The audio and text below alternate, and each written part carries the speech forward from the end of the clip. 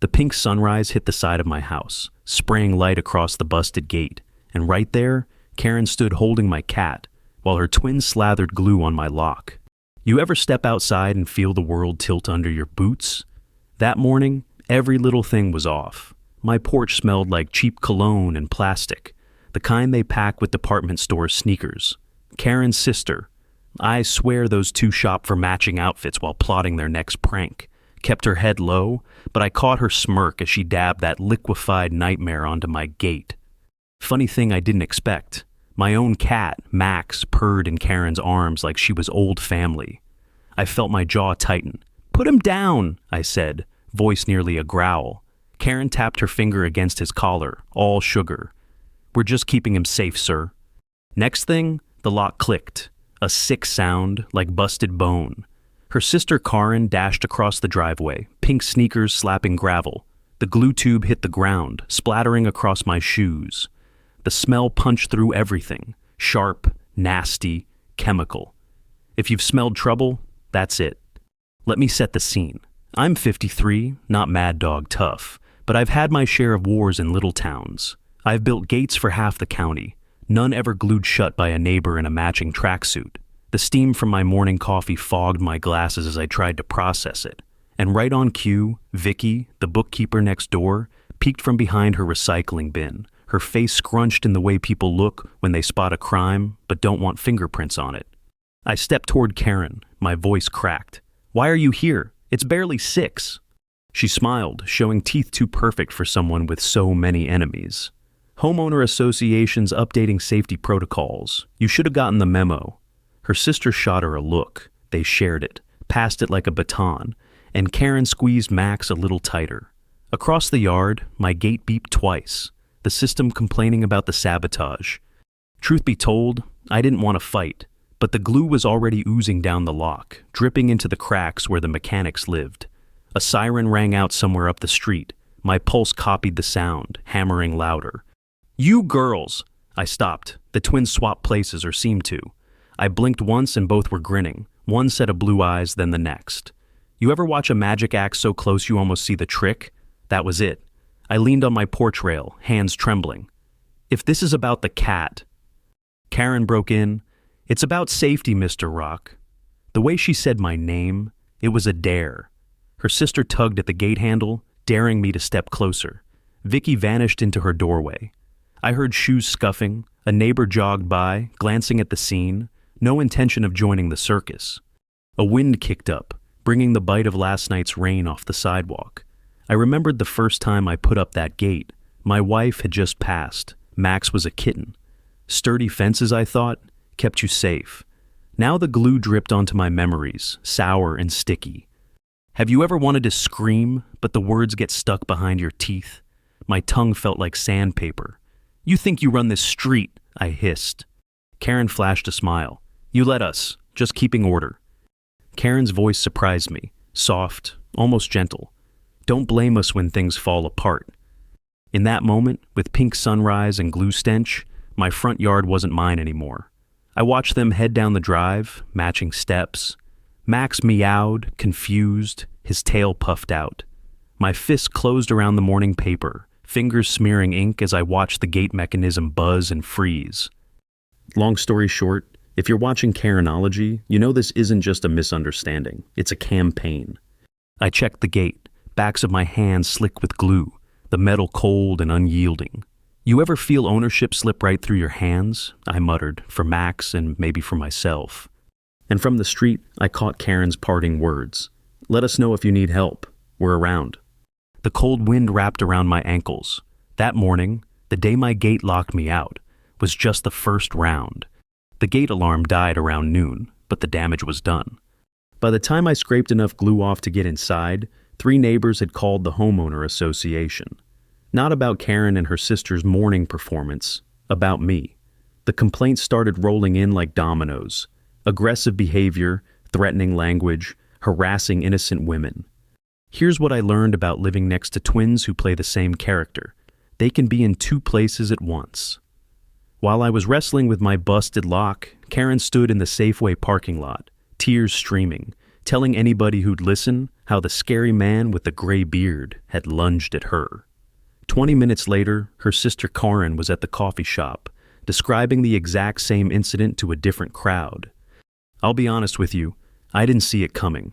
48 hours after the glue incident, my mailbox was stuffed with yellow envelopes, 7 formal complaints, an $800 fine, a notice requiring me to attend anger management classes by the end of the month. What would you do in that situation? I called the association office, fingers still sticky from that morning's cleanup. The receptionist, Janet, I'd known her since she was knee-high, spoke to me like I was radioactive. Mr. Rock, we have multiple witnesses. This behavior is unacceptable. Janet, you know me. You know I wouldn't. The complaints are very detailed, very consistent. Her voice dropped to a whisper. David, just take the classes. It'll blow over. But here's the kicker. The complaints weren't just consistent. They were identical, word for word. Same handwriting on 3 different forms. Same misspelling of aggressive as aggressive. I spread them across my kitchen table, Max jumping between the papers, his paws leaving little prints on the evidence. The phone rang. I grabbed it, expecting Janet with more bad news. Instead, Vicky's voice came through, tight and careful. David, can you come over? I found something. Her kitchen smelled like cinnamon rolls and suspicion. Vicky Chen had moved in last spring, a numbers person with sharp eyes and zero patience for nonsense. She spread her own papers across the breakfast bar, homeowner association fee statements, going back 6 months. Look at this, she said, pointing with her pencil. The Donovan family, 2 payments every month, same address, but look, she circled 2 different lot numbers. They're registered as one household, but paying for 2 properties. My coffee went cold in my hands.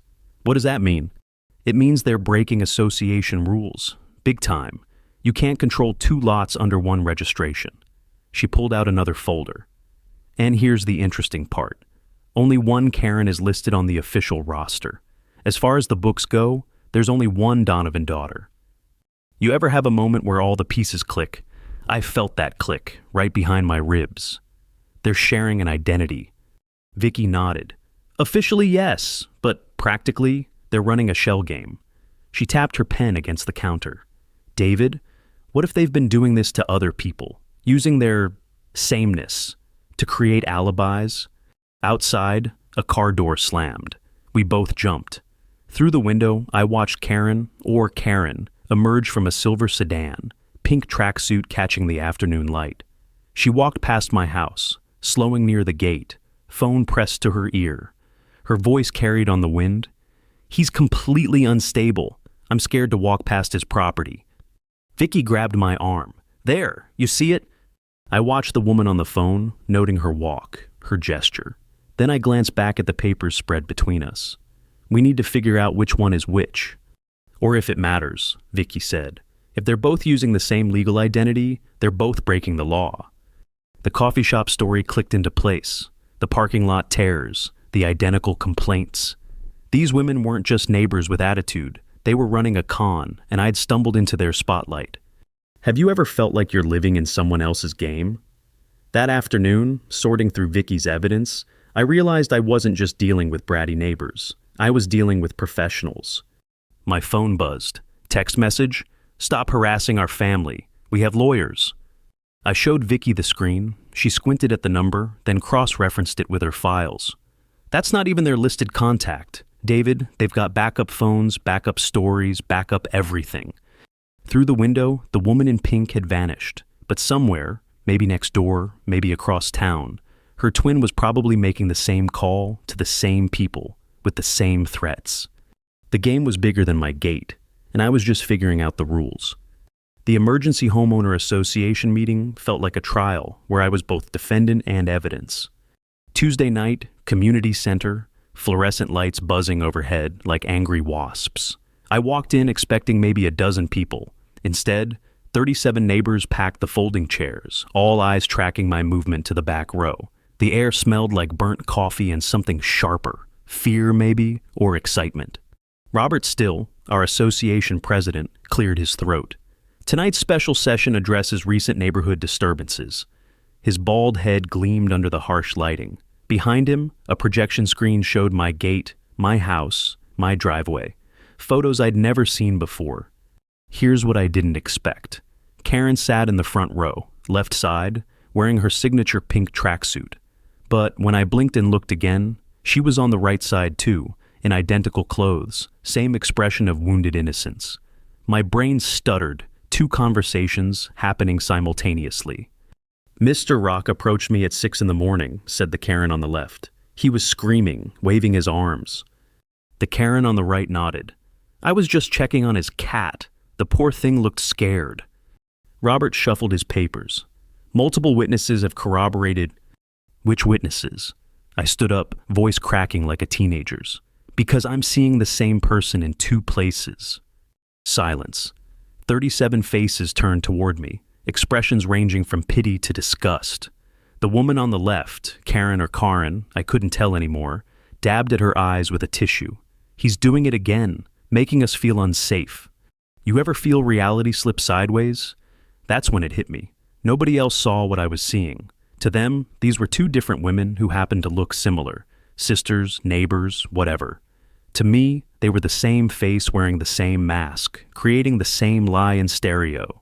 Sam Walker, the retired postman, raised his hand. I saw him that morning. David was definitely agitated. Behind him, Linda Gray nodded. My kitchen window faces his yard. The shouting woke me up. But here's the thing that made my stomach drop. Tom Finch, the high school teacher, cleared his throat. I jogged past around 6:15. There was definitely a confrontation, but he paused, looking confused. I could have sworn I saw the same woman on both sides of the argument. The Karen on the right shot him a look that could melt steel. Mr. Finch, I think you're confused. My sister and I were both there. Yes, but... Your sister? Tom's voice got smaller. I thought, never mind. Long story short, they had the whole room dancing to their tune. Every question I asked got turned around. Every witness they'd prepped had just enough doubt to keep quiet. The projection screen cycled through more photos. My gate, my fence, my property lines, all taken from angles that made my setup look aggressive, territorial. Robert banged his gavel. The association finds grounds for the current complaints. Mr. Rock, you're required to complete anger management by month's end, plus a psychological evaluation. A psych eval? My voice cracked again. For the safety of the community. The Karen on the left smiled. The Karen on the right looked concerned. Same expression, different timing, like watching a movie with the audio slightly off. The meeting broke up around me. Neighbors filed out, avoiding eye contact. Vicky squeezed my shoulder. This isn't over, she whispered. But it felt over. Walking to my truck, I caught sight of both Karens talking near the exit. They stood close enough to touch, heads bent together, voices low. For just a second, in the fluorescent spill from the doorway, they looked like mirror images of the same person having a conversation with herself. Have you ever questioned your own eyesight? That night, driving home past streetlights and familiar houses, I wondered if I was losing my mind. The twins had played their hand perfectly. Same story, told by 2 mouths, backed by neighbors too polite to question the obvious. My phone buzzed. Text from an unknown number. Saw you at the meeting. Call me. Detective Torres. I pulled over, engine idling, hands shaking as I dialed. A gravelly voice answered on the first ring. Torres here. You texted me about the Donovan sisters. Yeah, Mr. Rock, we need to talk. There's more to this than you know. The streetlight above my truck flickered, casting shadows that moved like living things. More to what? Identity fraud, tax evasion. We've been watching them for months. His voice dropped. But we need someone on the inside, someone they've already targeted. I gripped the phone tighter. They targeted me? Mr. Rock, you're not their first victim. You're just the first one to notice there are 2 of them. The night air felt colder suddenly, seeping through my truck windows like doubt through certainty. In my rearview mirror, the community center glowed like a trap I'd barely escaped. But maybe, just maybe, I wasn't as trapped as I thought. Detective Torres looked like he'd been chewing problems for breakfast. We met at Rosie's Diner Thursday morning, corner booth, coffee black as the bags under his eyes. The place smelled like bacon grease and broken promises. Torres slid a manila folder across the table, his wedding ring clicking against the formica. David Rock, 53, widower, automation engineer. He knew my file better than I did. Clean record, pays taxes, keeps to himself. Perfect target. I opened the folder. Photos spilled out. The Donovan sisters at different locations, different times, same pink tracksuit. One at the bank, timestamp 9:47 a.m. Another at the grocery store, timestamp 9:52 a.m. Impossible, unless you could be in two places at once. They've been running this game for 3 years, Torres said, stirring sugar into his coffee. Karen's the official identity. Karen doesn't legally exist, hasn't since high school. He tapped a photo. Birth certificate, social security, driver's license, all Karen, but they split the life. The waitress refilled my cup. I watched the steam rise, trying to process. Split how? Karen works the day shift at the insurance office. Karen handles evening complaints, neighborhood politics, the dirty work. Torres leaned forward. When someone catches Karen being nasty, Karen provides the alibi. My sister was at work, she says. Witnesses see two different people, same face, different locations. My stomach turned. How many other people? 17 families in 4 neighborhoods. Always the same pattern. They pick someone vulnerable, isolated, recently bereaved. He pulled out another photo, me, taken through my kitchen window. They researched their marks. Your wife died 4 years ago. You live alone except for the cat. Perfect. You ever feel like your whole life's been a setup? I stared at the surveillance photo, remembering Karen holding Max that morning. Not random, not spontaneous, calculated. What's the endgame? I asked. Torres smiled, but it wasn't friendly. Property. The Donovan sisters specialize in driving people out of their homes. They file complaints, create incidents, manufacture evidence until their targets sell cheap or abandoned properties. Then they buy through shell companies. The coffee tasted like metal. You're saying they want my house? I'm saying they want your lot. It's worth 3 times what you paid, sits on the best corner in the development. He closed the folder. David, they're not just con artists, they're real estate predators. But here's what I didn't expect. Torres needed me more than I needed him. We can't arrest them on the identity fraud alone, too circumstantial. We need them to overplay their hand, make a mistake. What kind of mistake? The kind where they both show up in the same place at the same time, on record, doing something they can't explain away. He leaned back. Mr. Rock, how would you feel about wearing a wire? The diner went quiet around us. Coffee maker gurgled. Someone dropped silverware in the kitchen. I thought about my wife's garden, still visible from the bedroom window. About Max sleeping in the afternoon sun by the gate they'd sabotaged. They won't stop, Torres said quietly. Next it'll be a restraining order. Then police calls for disturbing the peace. They'll escalate until you break. Have you ever reached a point where backing down feels worse than fighting back? I finished my coffee, set the cup down hard enough to rattle the saucer. What do you need me to do? Torres smiled, a real one this time. Keep being yourself, but when they come at you next, and they will, we'll be listening. He handed me a device smaller than a hearing aid. State of the art, records everything in a 50-foot radius. They'll never know. Outside, the morning sun felt different, sharper. I walked to my truck knowing everything had changed. The Donovan sisters thought they were hunting me, but Torres had just turned me into the hunter. My phone buzzed. Text from unknown number. Saw you at the diner. Cops won't help you. Last warning. I showed Torres the message. He grinned. They're watching us already. Perfect.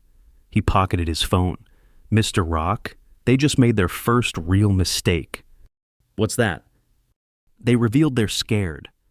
Driving home, I passed both Karens, one jogging, one checking her mailbox. Same person, different performances, same calculating eyes. But now I knew the script, and I was about to start improvising. The wire felt warm against my chest, recording everything, my heartbeat, my breathing, my quiet promise to Max as I pulled into the driveway. Let them come. The restraining order arrived with my Saturday morning paper, wrapped in plastic like a gift from hell. I read it twice, coffee going cold in my hands. According to the documents, I'd threatened Karen Donovan outside the post office Thursday afternoon, followed her to 3 separate locations, and made intimidating gestures near her vehicle. The judge had signed off on a 100-yard buffer zone around all Donovan property.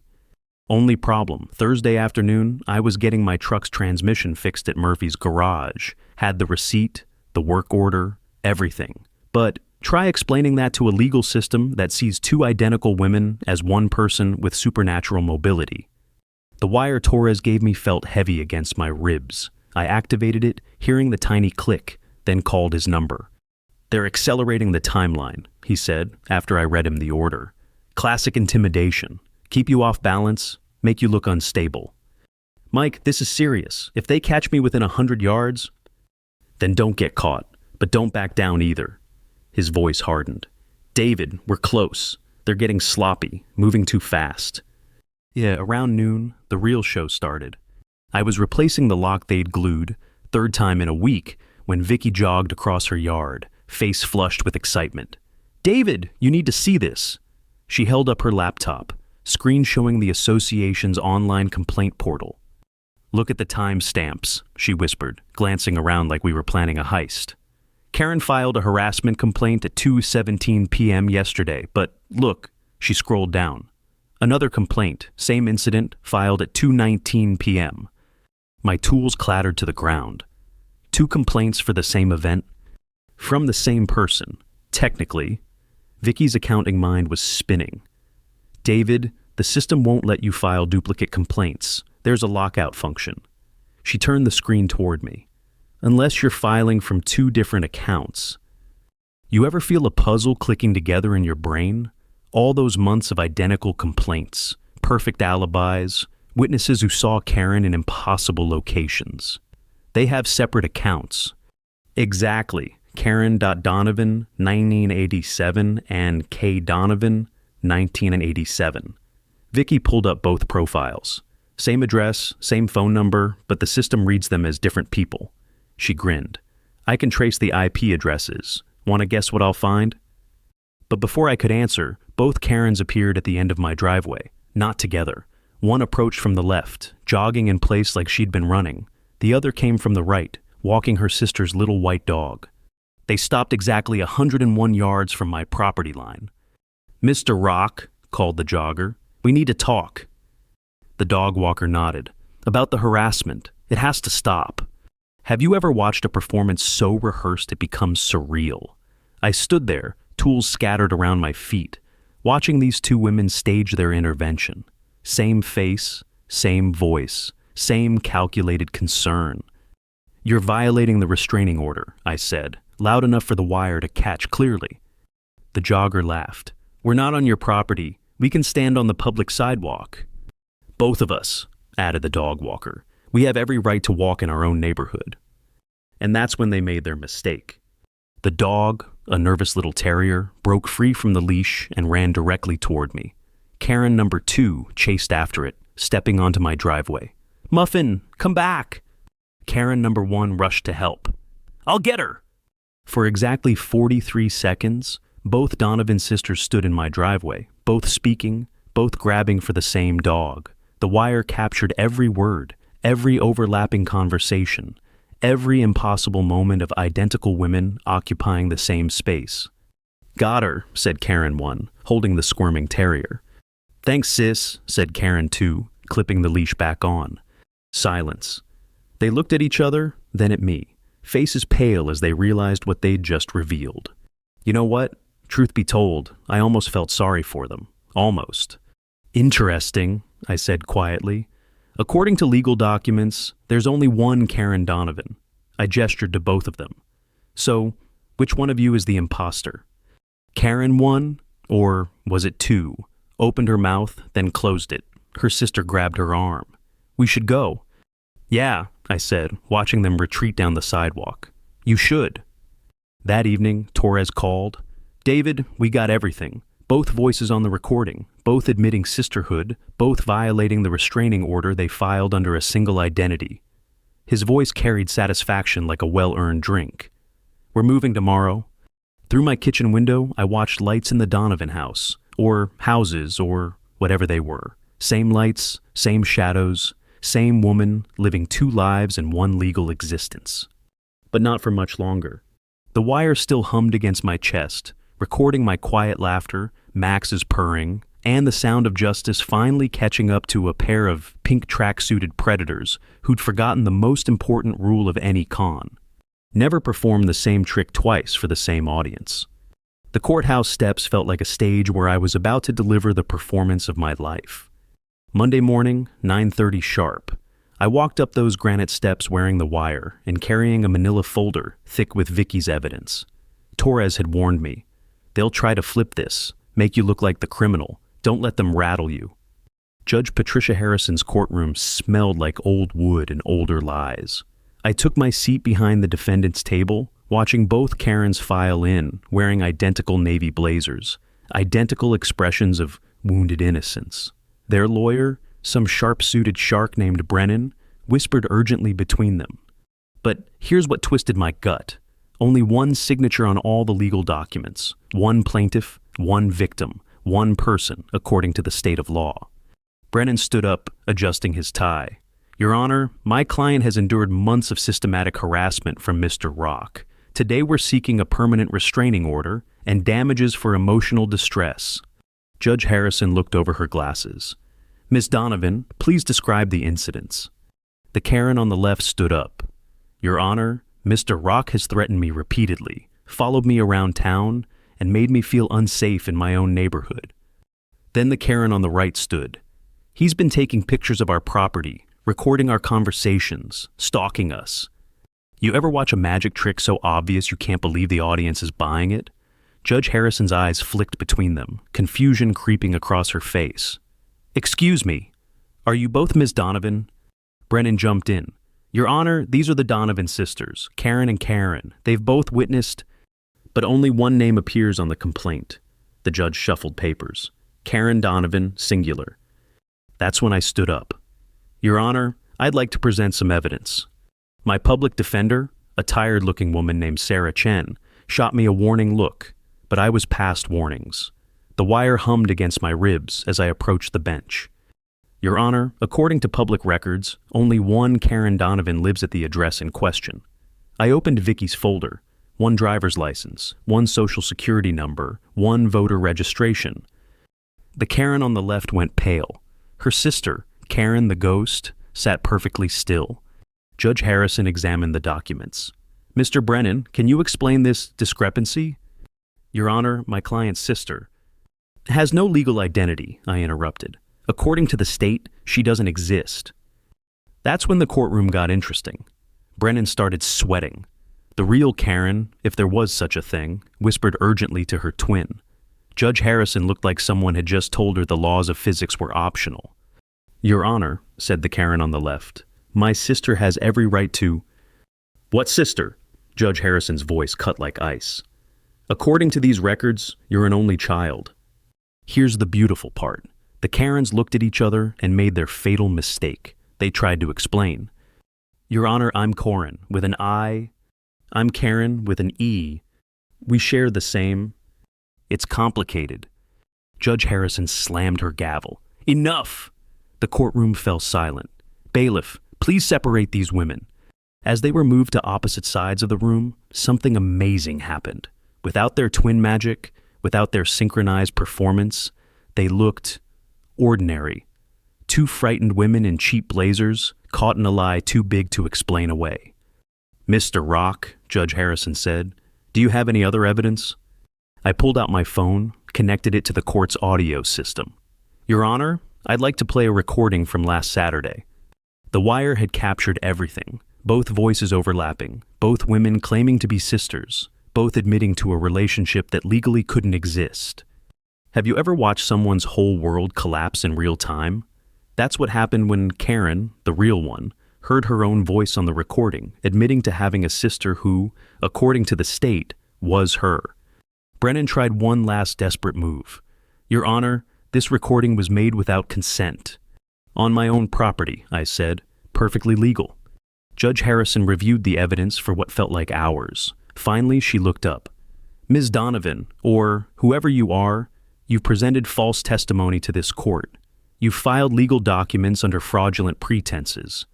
The gavel came down like thunder. Case dismissed. Furthermore, I'm referring this matter to the district attorney for investigation of identity fraud, perjury, and filing false police reports.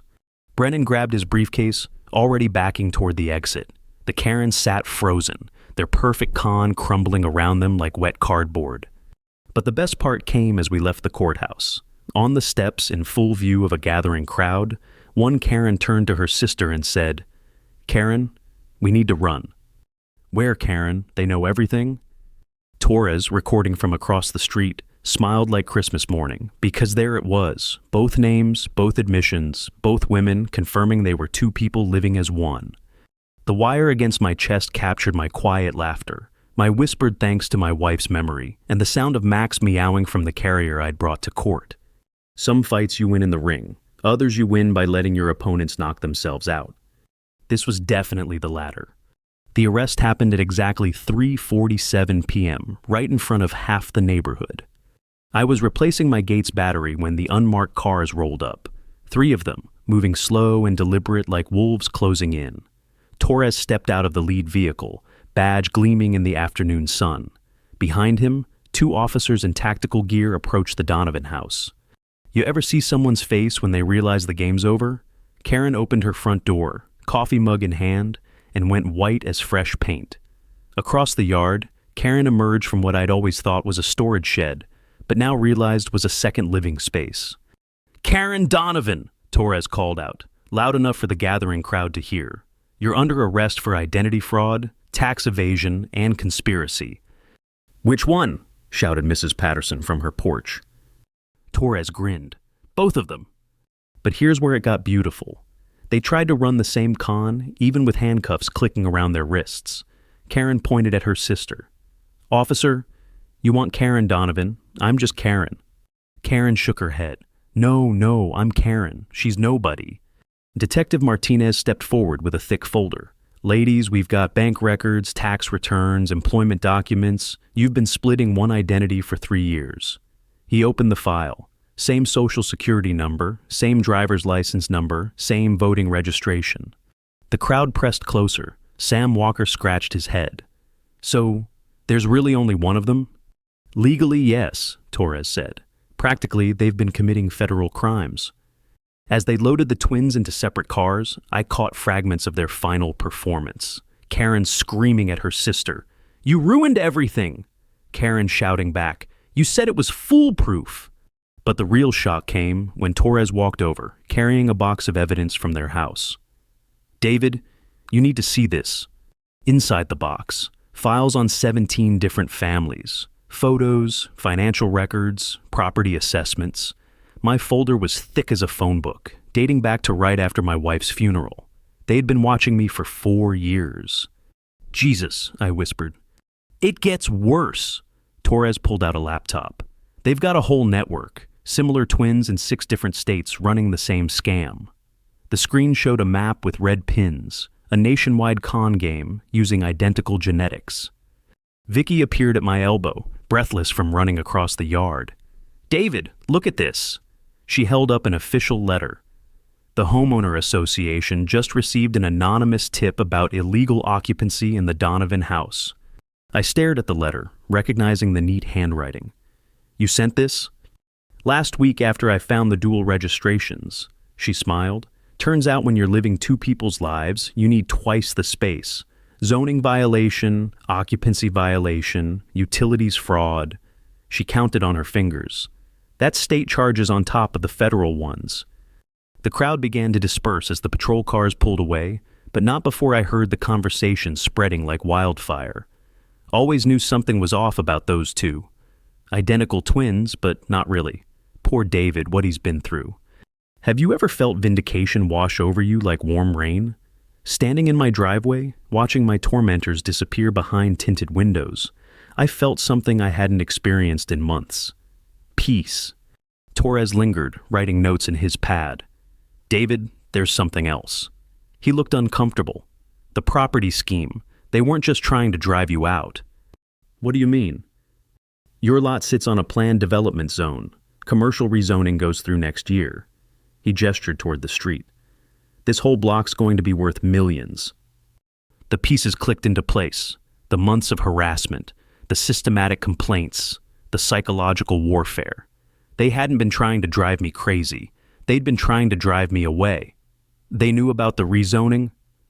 Karen works for the insurance company that handles municipal contracts. She's had inside information for 2 years. Torres closed his notebook. David, you weren't just a random target. You were sitting on a gold mine. As evening settled over the neighborhood, I sat on my porch with Max, listening to the quiet. No more pink tracksuits patrolling the sidewalk. No more identical faces creating impossible alibis.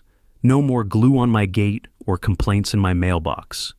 But you know what bothered me? The silence felt too easy, too clean. My phone buzzed. Text from Torres. Check the news, Channel 7. I turned on the television, flipping to the local station. There was the courthouse, the arrest, the 2 women in identical blazers being led away in identical handcuffs. The reporter's voice carried across my living room. The Donovan twins will face federal charges for an identity fraud scheme that may have victimized dozens of families across multiple states. But as the camera panned the crowd, I caught something that made my blood freeze. In the background, barely visible behind a parked van, another woman in a pink tracksuit. Same face, same hair, same calculating eyes. I rewound the footage, paused it, stared at the screen. 3 of them.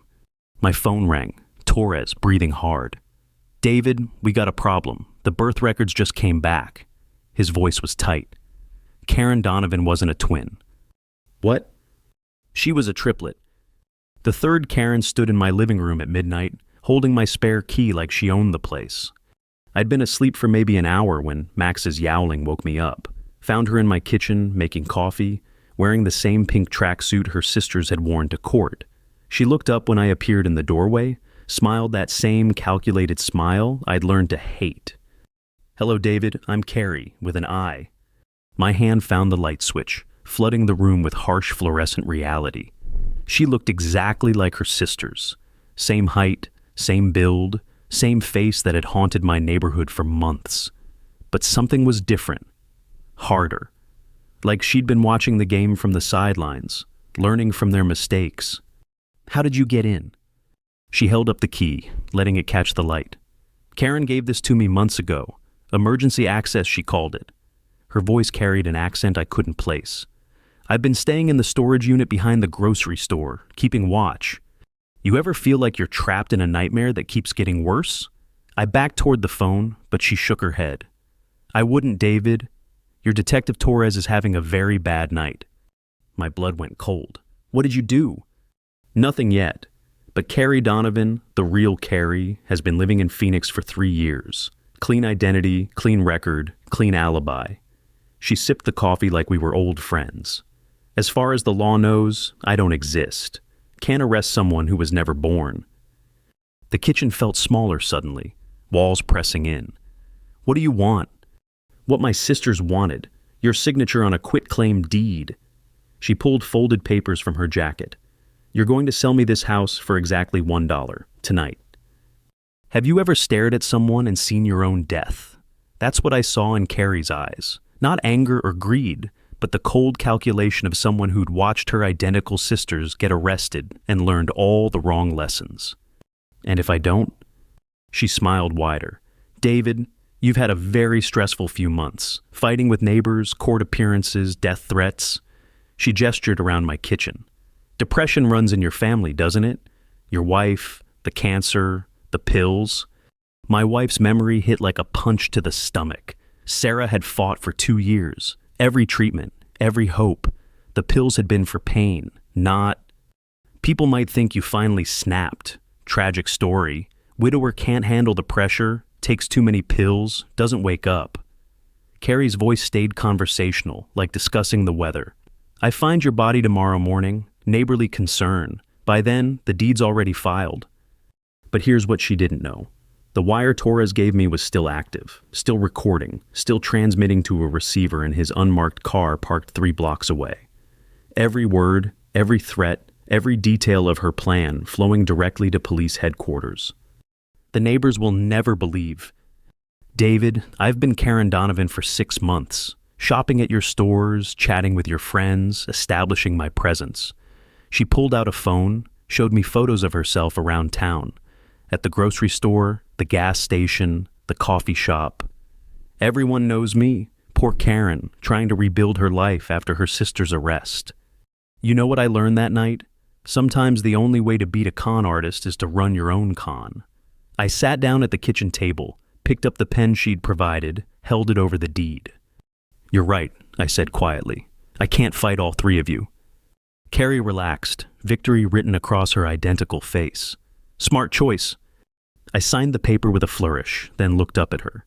"Carrie, right? With an I?" "That's right." A funny thing about names. I set the pen down carefully. "See, I've been recording this whole conversation." Her face went pale. "You're bluffing." "Am I?" "You just admitted to identity fraud, extortion, and conspiracy to commit murder." I stood up slowly. "All captured on a federal wire, transmitted in real time to Detective Torres." The coffee mug slipped from her fingers, shattering on the kitchen floor. Through the window, red and blue lights painted the darkness as police cars surrounded my house. "You were right about one thing," I said, as Torres kicked down my front door. "This is about to be a very bad night for someone." Carrie made a run for the back door, but Martinez was waiting. The handcuffs clicked shut with the same satisfying sound I'd heard that afternoon, but this time, it meant something different. This time, it meant the end. Torres checked the wire, smiled at the recording quality. "David, you just helped us close a federal case that's been running for 5 years." 5 years? The Donovan triplets. They've been running this scam across 12 states, using their identical appearance to create perfect alibis. He gestured toward Carrie as they loaded her into the patrol car. "She's been the cleanup crew, handles the situations that go sideways." As dawn broke over my neighborhood, I sat on the porch with Max, watching the crime scene tape flutter in the morning breeze. Vicky brought over coffee and pastries. Neighbors gradually emerged to gawk and whisper. But you know what struck me most? The silence. Real silence, for the first time in months. My phone buzzed. Text from an unknown number. "Property rezoning approved. Your lot's worth $2.3 million now. Interested in selling? Johnson Development." I looked at the message, looked at my house, looked at Max sleeping in the morning sun. Then I deleted the text, blocked the number, and went inside to make breakfast. Some things aren't for sale. Some fights are worth winning. And sometimes, when you're facing identical enemies who think they know all your moves, the best strategy is to let them underestimate the power of an ordinary man who refuses to be driven from his home. 3 Karens down, 0 to go. The gate worked perfectly. The lock was solid, and for the first time in months, I slept through the night without recording anything but dreams.